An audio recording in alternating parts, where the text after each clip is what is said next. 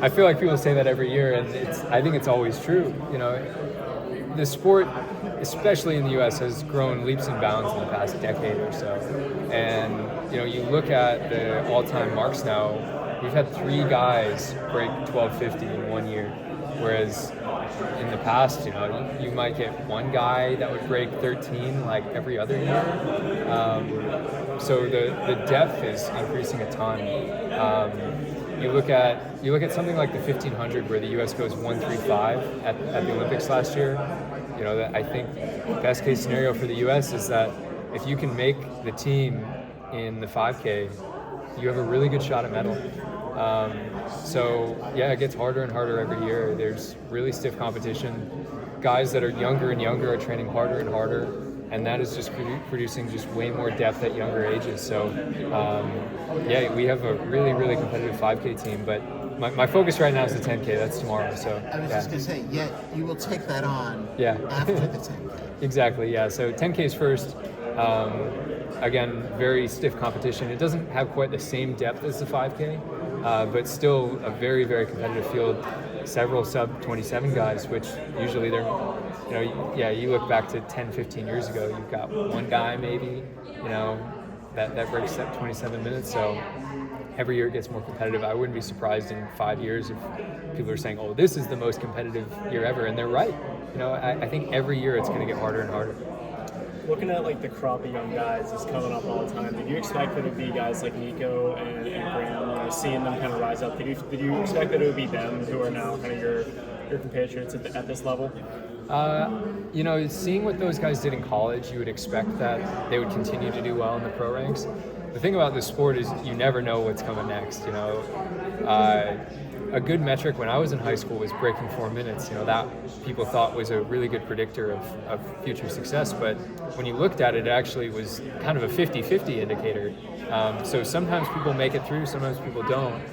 When you look at what Nico and Graham did in college, now that they have made it in the pro ranks, you look back and you're like, oh, that makes sense. But you know, sometimes there's people that do really well at certain stages, but then it doesn't always translate. So yeah, those guys are mega talented. The times and performances that they were able to do in college.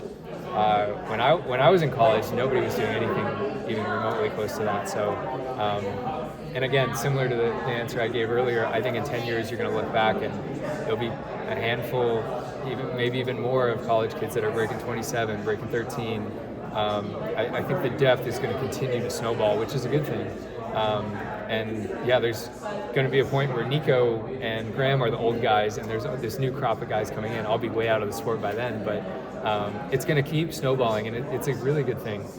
These championships, you know, it might be an advantage if you're from a different country and don't have to really peak for your national championship, but if you can survive the training required to get on one of these teams, you have a really good shot at medaling. How does it make you feel that, you know, you're not necessarily the only American guy that is a medal threat at these events anymore?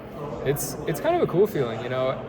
There were times in the past where it's a little isolating to think of yourself as competing for a medal before you were able to, or before anyone around you was really doing that. So I'm sure, you know, watching Cole Hocker win gold opened the minds of so many people.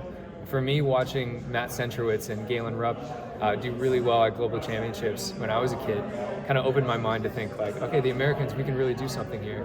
So I think it's a physical snowball of people are training harder and harder because that's what's required.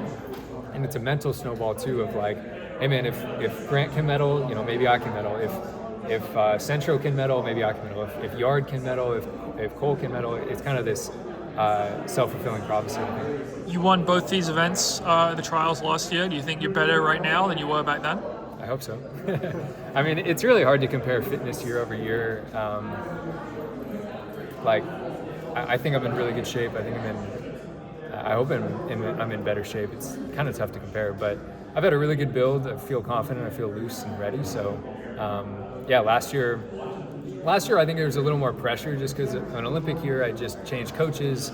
I just changed training situations. I feel a lot more just continuity this year where I know my training works. I know my coaching works. I know my setup works, so just have to get out and execute now. I assume that coaching move proved out to be a good thing given your performance in Paris. Do you expect that to continue to improve, or was that a one-time benefit?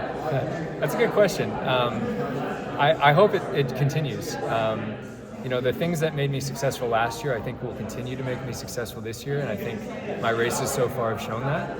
I've had really good momentum this year. Sometimes coming off an Olympic year, people kind of are a little tired out mentally or physically and have a slow start. I don't really feel that too much, so I think that was a good sign, and I think as the year's gone on, I feel more and more confident that I'm getting my peak right, and I love working with my coach Mike, and it's worked really well. So the style of training is accumulative based. It's a lot of threshold work. So the more of that I get under my belt, hopefully the better performances. And you mentioned you can't look past this week as you look ahead to Tokyo. Can you tell me a little bit about what your prep was for this week and how that looks compared to what prep might look like for Tokyo? It's kind of weird looking back to even last year. This time, exactly 1 year ago, I was getting ready for the biggest race of my life in Paris. So the year is really stretched out now. Because of that, the training has to stretch out as well. So been really intentional about when I'm pushing and when I'm not pushing in training, and a little bit of a taper going into this week, which feels good because I've been training hard the past month. The early part of my season was defined by indoors, and then after that I was locked into Grand Slam, took a little bit of downtime, and then now it's been a really, really solid build up to now.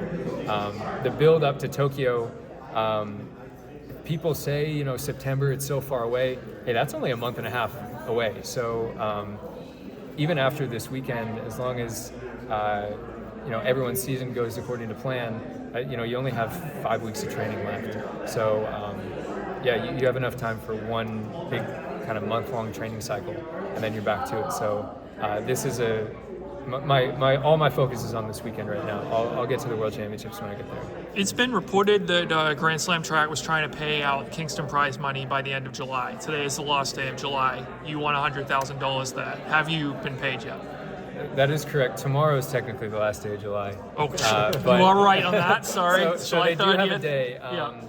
The last update I heard was that by the end of July they wanted Kingston prize money out. It has not hit my bank account or anyone else's, as far as I know.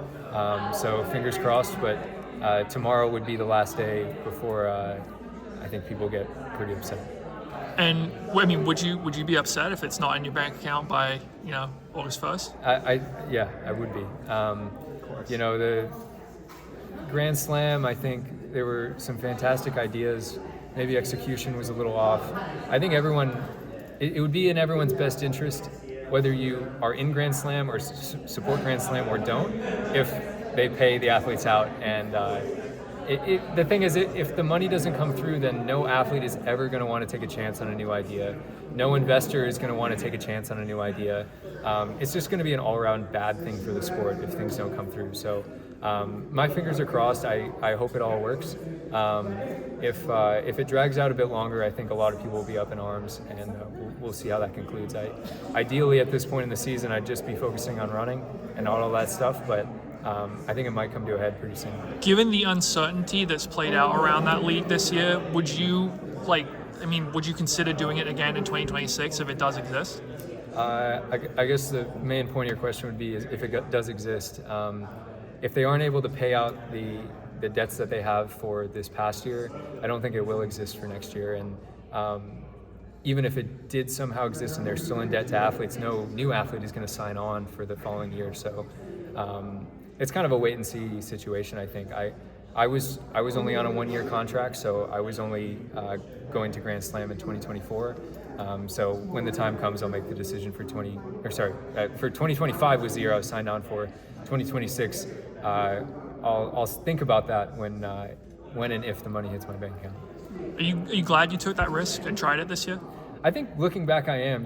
With the information I had at the time, it was a really good idea, and I think it still has really good potential. I think I really want things to work. I don't want it to come to a lawsuit and a big headache and Grand Slam being crushed and then everyone saying I told you so. I don't really want. I don't think that's a good outcome for anybody. So I still have my fingers crossed. Tomorrow I'm focused on racing. I won't be checking my bank account to see if the money came in. But after the weekend, I'm sure there'll be plenty of discussion. And you said no athlete's been paid. Like, is that something they told you, or is that something you've gathered from talking to other athletes in terms of the Kingston prize money? That's something I've learned from talking to other athletes. They've paid out the Kingston appearance fees, but not the Kingston prize money yet. And yeah, the original date was the end of the month. So we'll see. End of April, you mean? Sorry, originally? sorry. Or- The original dialogue was that after everyone's drug test cleared, the money would come through. After the Philadelphia Grand Slam and after the LA Slam was canceled, we were told the end of July. So that's the latest information we have, and I think for most people within the organization, that's the latest information they have, and that's tomorrow. So we'll see. I guess talk to people on August 1st and see what the update is. Grant, you mentioned Grand Slam track. With that, you were doing the double with the 3K and the 5K. You're doubling this weekend. Obviously, it's different with the 5K and the 10K, but how does doubling in a short time span like that with Grand Slam, how does that kind of help prepare you for this week? Yeah, I think it's really helpful. Doubling physically is difficult and mentally it's difficult. Focusing on one thing and then adjusting for the next thing just a few days later. I'm pretty used to it from trying to double at most U.S. championships and global championships.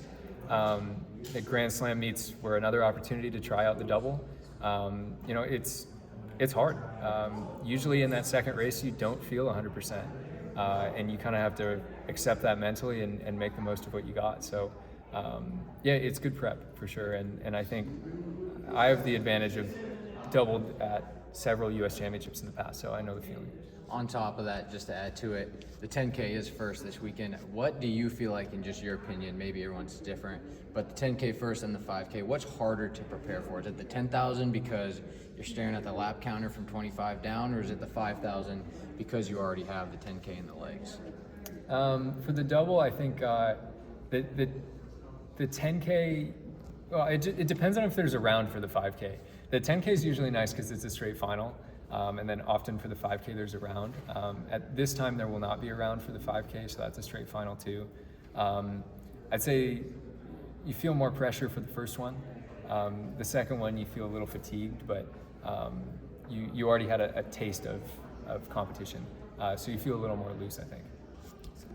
Thank you.